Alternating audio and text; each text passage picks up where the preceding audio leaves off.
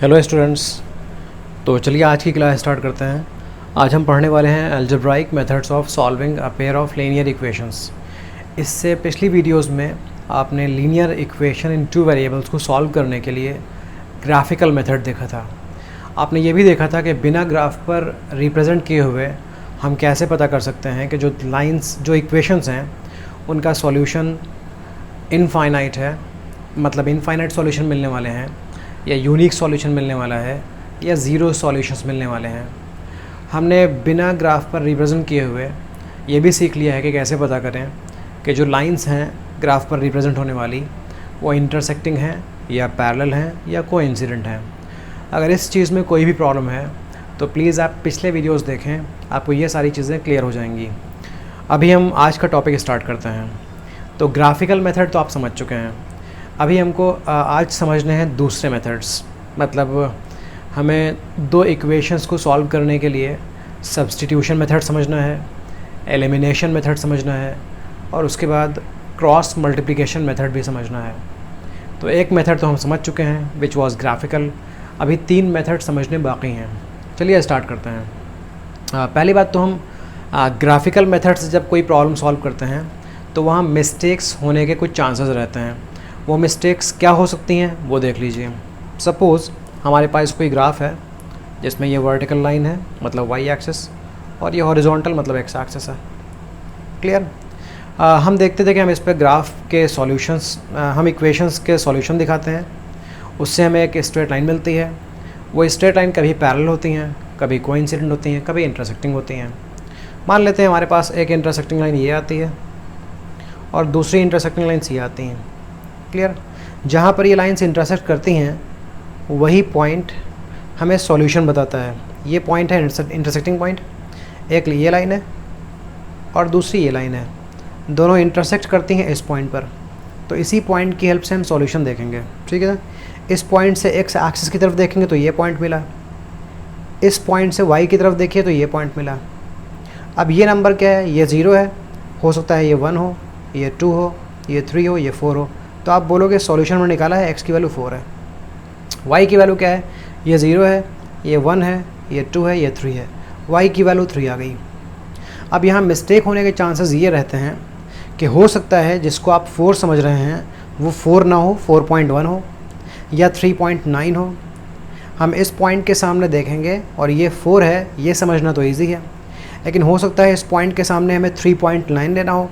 3.9 और 4 लगभग एक ही जगह पर हैं, थोड़ा सा डिफरेंस है उनमें। तो अब ये मिस्टेक्स हो जाएंगी। हो सकता है x की वैल्यू 3.9 हो, लेकिन आप तो देख लोगे कि x की वैल्यू 4 है। हो सकता है y की वैल्यू 3 ना हो, 3 के आसपास कोई और नंबर हो, मतलब 3.1 हो, 3.2 हो। समझ गए ना? तो यहाँ पर ये मिस्टेक्स होने के चांसेस हैं। ओके जी। तो अब जो मेथड्स हम समझने वाले हैं उन मेथड्स में ये प्रॉब्लम दूर हो जाती है और एग्जैक्ट वैल्यू हमको पता चल जाती है, चाहे वो 1.9 हो, चाहे वो 3.1 हो, मतलब कितनी भी डेसिमल में हो या फ्रैक्शन में हो या स्क्वायर रूट के अंदर में हो या क्यूब रूट के अंदर में हो, हमें एग्जैक्ट वैल्यूज़ मिलने वाली हैं अब। तो चलिए सबसे पहले हम समझते हैं इसके लिए सब्स्टिट्यूशन मेथड। सबसे पहले हम समझेंगे सब्स्टिट्यूशन मेथड। हम दो इक्वेशंस को सॉल्व करना सीखने वाले हैं सब्स्टिट्यूशन मेथड से। ओके, मैं इसको एग्जाम्पल से समझाता हूँ। हमारे पास दो इक्वेशंस रहती हैं इस चैप्टर में। हमारे पास हमेशा दो इक्वेशंस रहेंगी। तो फर्स्ट इक्वेशन मान लेते हैं ये है, और सेकंड इक्वेशन है x - 2y is equals to -1। We have these two equations. अब इन दो इक्वेशंस को सब्स्टिट्यूशन मेथड से सॉल्व करने के लिए कुछ स्टेप्स हैं, उन्हें आप याद रखिएगा। फर्स्ट स्टेप ये है कि आप इसमें से फर्स्ट और सेकंड इक्वेशन में से किसी एक इक्वेशन को सेलेक्ट कर लीजिए। चाहे आप फर्स्ट को सेलेक्ट कर लें, चाहे आप सेकंड को सेलेक्ट कर लें। अगर इनमें से कोई सिंपल वैल्यू सेलेक्ट करेंगे तो हो सकता है कैलकुलेशन करना थोड़ा इजी हो जाए। वैसे आप कोई भी इक्वेशन सेलेक्ट कर सकते हो। तो चलिए सपोज़ हमने सेलेक्ट कर ली सेकंड इक्वेशन। तो इस सेकंड इक्वेशन को हमने यहाँ कॉपी कर लिया। फर्स्ट स्टेप क्या था कि इस फर्स्ट इक्वेशन में से और सेकंड इक्वेशन में से किसी एक इक्वेशन को सेलेक्ट करना है। सेलेक्ट कर लिया। अब सेकंड स्टेप ये है कि जो इक्वेशन हमने सेलेक्ट की है इस इक्वेशन में x या y को सब्जेक्ट बनाना है, मतलब x या y की वैल्यू फाइंड करनी है। तो हमने यहाँ वैल्यू फाइंड कर ली x की। जब मैंने -2y को भेजा राइट साइड में तो ये हो गया +2y। x की वैल्यू मिल गई 2y - 1। तो फर्स्ट स्टेप था इनमें से किसी को सेलेक्ट करना, किसी को भी सेलेक्ट कर सकते हैं। सेकंड इक्वेशन है कि जो इक्वेशन सेलेक्ट की है उसमें x या y की वैल्यू फाइंड करना। हमने x की वैल्यू फाइंड कर ली, 2 स्टेप्स हो गए। अब थर्ड स्टेप सुनिए, मैं इसके आगे बताने वाला हूँ, ये पार्ट इरेज कर रहा हूँ, उसके आगे बताऊँगा। ठीक है जी, इरेज करने के बाद मैं आपको बताता हूँ कि आप क्या करना है। आपने जो ये x की वैल्यू फाइंड की है ना, ये आप x की वैल्यू पुट कर दो उस इक्वेशन में जिसको आपने सेलेक्ट नहीं किया था। आपने फर्स्ट और सेकंड में सेकंड इक्वेशन सेलेक्ट कर ली थी, ये सेकंड इक्वेशन थी, ठीक है। ओके, सेकंड इक्वेशन से आपने x की वैल्यू फाइंड की है, इसको पुट कर दोगे फर्स्ट वैल्यू में, फर्स्ट इक्वेशन में। तो हम लिखेंगे substitute this value of x, जो आपने x की ये वैल्यू फाइंड की है, ये सब्स्टिट्यूट कर दिया इन इक्वेशन नंबर 1 में पुट कर दीजिए। 1 में क्यों पुट कर रहे हैं? क्योंकि आपने ये इक्वेशन बनाई किससे है? सेकंड से सॉल्व किया है ना, आपने सेकंड इक्वेशन को सॉल्व किया है, आपको x की वैल्यू मिल गई है। तो अगर सेकंड इक्वेशन को सॉल्व करके अपनी वैल्यू निकाली है तो फर्स्ट में पुट करेंगे, और अगर फर्स्ट को सॉल्व करके इक्वेशन हमने वैल्यू निकाली तो सेकंड में पुट करेंगे। आई होप समझ गए हैं। चलिए हम इस फर्स्ट इक्वेशन में x की वैल्यू 2y - 1 लिखेंगे। देखिए फर्स्ट इक्वेशन है 4x + 5y = 22, ये है ना। लेकिन हमें x की प्लेस पर 2y - 1 लिखना है, तो आप यहाँ से 4x हटाइए, लिख दीजिए 4 × 2y - 1। ठीक है, 4x को मैंने क्या लिखा? 4 लिखा, और x की प्लेस पर 2y - 1 लिख दिया, प्लस 5y लिखा = 22 लिखा मैंने। ठीक है जी, अब इसको सॉल्व करते हैं, इस सब को हम रिमूव कर लेते हैं यहाँ से। सॉल्व करते हैं, 4 × 2 8y, 4 × 1 -4, plus 5y = 22। 8y + 5y ये हो जाएगा 13y। आप -4 को भेज दो राइट साइड में तो ये हो जाएगा 22 + 4। y की वैल्यू हो जाएगी 26/4, 26/13। 22 + 4 26 होता है, और ये 13 आपने इधर भेज दिया ना, तो यहाँ का इधर डिवाइड हो गया है, आंसर आ जाएगा 2। तो देखिए y की वैल्यू 2 मिल गई। आप क्या करोगे? y की इस वैल्यू को उठाकर, अब जो y की वैल्यू आपको मिल गई है, इस वैल्यू को उठाकर आप फर्स्ट इक्वेशन या सेकंड इक्वेशन कहीं भी रख सकते हो। चाहे तो आप फर्स्ट इक्वेशन में रखें तब भी x मिल जाएगा, सेकंड में रखें तब भी x मिल जाएगा। ठीक है, तो इसके आगे मैं बताता हूँ कि कैसे सॉल्व करना है। हमें y की वैल्यू 2 मिल गई है, तो हम क्या करेंगे? Put y = 2 in equation number, अब जिस इक्वेशन में भी चाहें उसमें रख सकते हैं। तो जो 2 इक्वेशंस थी उसमें सेकंड थोड़ी सिंपल लग रही थी, मैं सेकंड में इसलिए रख रहा हूँ क्योंकि वो सिंपल है, शायद उसको सॉल्व करना ईजी रहेगा। अदरवाइज़ आप कहीं भी पुट कर सकते हो। x - 2y = -1, हमें y की जगह 2 लिखना है, तो इस y को हटा दीजिए और यहाँ 2 लिख दीजिए। x - 4 = -1, x = -1, -4 उधर जाएगा तो +4 हो जाएगा, x की वैल्यू में मिल जाएगी 3। I hope it is clear. So x की वैल्यू 3 मिल गई है एंड y इज़ 2, दोनों आंसर्स आ चुके हैं। तो आप समझ गए ना कैसे सॉल्व करते हैं लीनियर इक्वेशन इनटू वेरिएबल्स को। मैं आपको और भी एग्जांपल्स देने वाला हूँ, और हम इन इक्वेशंस को सब्स्टिट्यूशन मेथड से सॉल्व करना सीखेंगे। अभी एक वर्ड प्रॉब्लम ले लेते हैं। The cost of a sharpener and 5 erasers is ₹25 and the cost of 3 sharpeners and 2 erasers is ₹23. Okay, find the cost of each. Find the cost of 1 sharpener and 1 eraser. Okay, देखिए एक sharpener, और अगर हम एक sharpener ख़रीदें और 5 erasers ख़रीद लें तो उनकी टोटल कॉस्ट 25 है। ठीक है जी। दूसरा लिखा हुआ है कि अगर हम 3 शार्पनर्स और 2 इरेजर्स ख़रीद लें तो उसकी कॉस्ट 23 है। तो बताना है एक शार्पनर कितने का है और एक इरेज़र कितने की है। चलिए अज्यूम कर लेते हैं, let the cost of 1 sharpener be ₹X and of 1 eraser be ₹Y। ये ER को मैंने इरेज़र लिखा है, शॉर्ट में लिख दिया है, स्पेस की थोड़ी प्रॉब्लम है। ओके जी, तो देख लीजिए हमने क्या किया है, हमने एक शार्पनर की कॉस्ट को X मान लिया है और एक इरेजर की कॉस्ट को y मान लिया है। ठीक है, अब मैं थोड़ा सा पार्ट इस क्वेश्चन का रिमूव करूँगा इक्वेशन बनाने के लिए। देखिए 5 इरेजर्स एंड 1 शार्पनर, एक इरेजर और 5 शार्पनर, सॉरी एक शार्पनर और 5 इरेजर्स की कॉस्ट कितनी है 25 है। तो इतना पार्ट मैं रिमूव करता हूँ। क्या लिखा हुआ था, कॉस्ट ऑफ 1 शार्पनर, तो एक शार्पनर कितने का है, x का है। देखिए x का है, एक शार्पनर मतलब 100 रुपये की बात हो रही है। प्लस इरेजर्स कितनी थी, इरेजर्स थी 5, तो अगर एक इरेजर y की है तो 5 इरेजर्स 5y की हो जाएंगी। इनकी टोटल कॉस्ट कितनी गिवन थी, 25 गिवन थी। तो ये बन गई फर्स्ट इक्वेशन। अब बनाते हैं सेकंड इक्वेशन। सेकंड इक्वेशन कैसे बनेगी, 3 शार्पनर्स एंड 2 इरेजर्स, तो एक शार्पनर अगर x की है तो 3 शार्पनर्स 3x के हो गए। फिर 2 इरेजर्स, अगर एक इरेजर y की है तो 2 इरेजर्स 2y की हो गई, और इनकी टोटल कॉस्ट कितनी है 23 है। तो ये बन गई सेकंड इक्वेशन। चलिए अब इन इक्वेशन को सॉल्व करना है, और सॉल्व करने के लिए जो मेथड हम यूज़ करने वाले हैं वो अभी सब्स्टिट्यूशन है, क्योंकि हम सब्स्टिट्यूशन मेथड समझने आए हैं।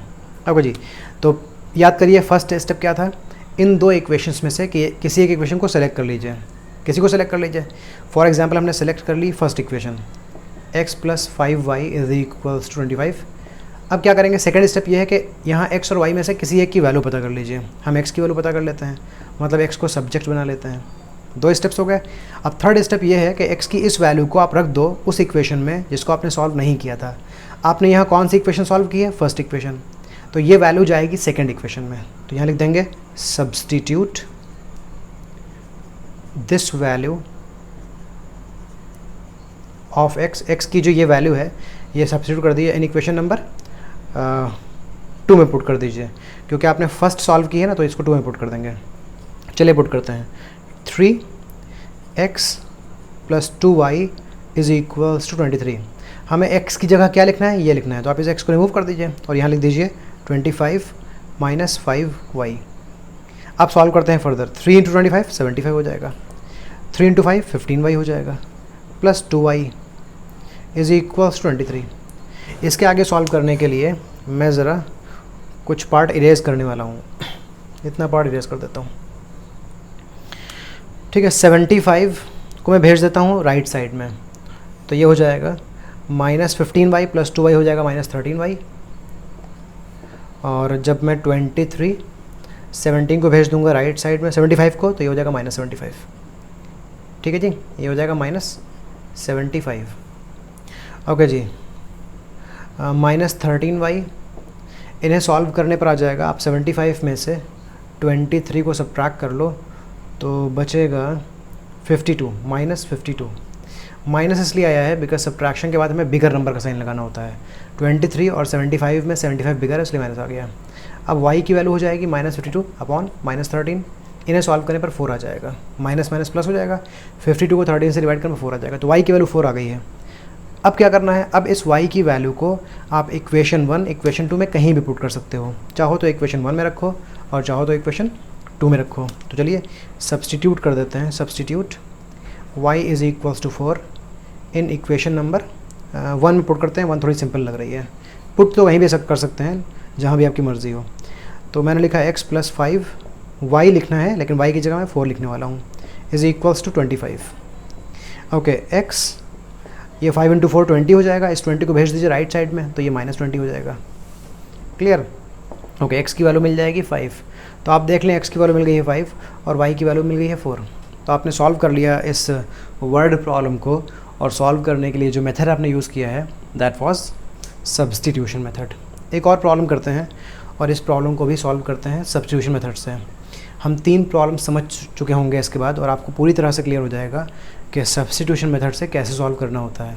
फॉर एग्ज़ाम्पल, हमारे पास एक प्रॉब्लम है, थोड़ी स्पेस की प्रॉब्लम रहती है बोर्ड पर, कभी कभी मैं जज नहीं कर पाता हूँ और कुछ नंबर्स बाहर चले जाते हैं। मैं कोशिश करता हूँ वो नंबर्स आपको दिखें, तो please forgive me for that. ठीक है, इसको सॉल्व करते हैं हम सब्स्टिट्यूशन मेथड से। तो फर्स्ट स्टेप क्या है कि आप इन 2 इक्वेशंस में से किसी एक को सेलेक्ट कर लो। फॉर एग्जांपल, आपने फर्स्ट इक्वेशन सेलेक्ट कर ली, तो अब फर्स्ट इक्वेशन सेलेक्ट करने के बाद में आप क्या करोगे, फर्स्ट स्टेप क्या है, इन दोनों में से एक को सेलेक्ट कर लो। सेलेक्ट कर लिया। अब सेलेक्ट करने के बाद इसमें x या y की वैल्यू निकालो। हम x की वैल्यू निकाल लेते हैं, जो हमें आसान लगता है हम वही करते हैं। हमें इन दोनों में आसान लगी फर्स्ट, इसलिए हमने फर्स्ट कॉपी कर लिया। फिर हमें x की वैल्यू निकालना ईजी लग रहा है, y की वैल्यू निकालना डिफिकल्ट लग रहा है, इसलिए हम x की वैल्यू निकाल रहे हैं। वैसे आप चाहो तो सेकंड इक्वेशन भी उठा सकते थे और आप चाहो तो यहाँ y की वैल्यू भी लिख सकते थे। अब क्या करोगे आप, सेकंड स्टेप हो गया ना। थर्ड स्टेप में क्या करना होता है कि x की इस वैल्यू को उठाकर उस इक्वेशन में पुट करनी होती है जिस इक्वेशन को आपने अभी तक सॉल्व नहीं किया है। चलिए जी सॉल्व करते हैं। Substitute this value of y in equation number, किस इक्वेशन में पुट करेंगे, हमने फर्स्ट को सॉल्व किया ना तो सेकंड में पुट कर देंगे। चलिए पुट करते हैं। सेकंड इक्वेशन है 3x + 9y = 30। आपको x को हटाकर 10 - 3y लिखना है, तो आप यहाँ x हटाइए और x की जगह लिखिए 10 - 3y। अब सॉल्व करिए इसको। तो सॉल्व करने के लिए मैं थोड़ा स्पेस खाली कर रहा हूँ ऊपर से। ओके, तो 3 × 10 it is 30 and 3 × 3 it is 9y + 9y = 30। -9y + 9y cancel हो गया तो 30 = 30 हो गया। ठीक है ना। अब आप देख रहे हो कि इस इक्वेशन में कुछ अजीब सा आ गया, हमें तो y की वैल्यू कुछ मिली ही नहीं। हमें तो 30 और 30 आपस में इक्वल मिल गए, हमें y तो इक्वल मिला ही नहीं। तो y इक्वल ना मिलने का मतलब ये होता है, y की वैल्यू ना मिलने का मतलब ये होता है कि जो आप इक्वेशन सॉल्व कर रहे थे, जब ऐसी इक्वेशंस ग्राफ पर रिप्रेजेंट की जाती हैं तो वहाँ पैरेलल लाइंस मिलती हैं। और पैरेलल लाइंस का मतलब होता है कि ये कभी इंटरसेक्ट नहीं करेंगी। जब ये कभी इंटरसेक्ट नहीं करेंगी तो इनका कोई कॉमन सॉल्यूशन नहीं होगा। तो यहाँ पर आपको y की वैल्यू देख लीजिए नहीं मिल पा रही है। y की वैल्यू ना मिलने का मतलब ये है कि आप उन इक्वेशन को सॉल्व कर रहे थे जिनके कोई सॉल्यूशंस नहीं थे। तो जैसे ही आप देखोगे y कैंसिल हो गया या x कैंसिल हो गया और आपको कोई वैल्यू नहीं मिल पा रही है, तो आप इसके आगे सिर्फ लिख दोगे these equations have no solution। आपके डाउट को मैं थोड़ा सा और क्लियर कर देता हूँ। ओके जी, चलिए हम इसको ज़रा रिमूव करके दोबारा से उस क्वेश्चन को उठाते हैं जो हमें दिया गया था। तो देखिए क्वेश्चन में हमें मिला था x + 3y = 10 और 3x + 9y = 30। आपको याद है कि पिछली क्लासेस में हम देख रहे थे कि इक्वेशन को सिर्फ देखकर कैसे समझ लें कि इक्वेशन के सॉल्यूशन ग्राफ पर कैसे होंगे। उसके लिए हम a1/a2 करते हैं और b1/b2 करते हैं और c1/c2 करते हैं और इससे हम पता कर लेते हैं कि ग्राफ पर लाइंस कैसी मिलने वाली हैं। ठीक है, चलिए यहाँ पता करते हैं। यहाँ a1 की वैल्यू 1 है और a2 की वैल्यू 3 है, b1 की वैल्यू 3 है और b2 की वैल्यू 9 है। c1 की वैल्यू इस 10 को उधर भेज देंगे तो c1 हो जाएगा -10 और इस 30 को भेज देंगे लेफ्ट साइड में तो ये हो जाएगा -30।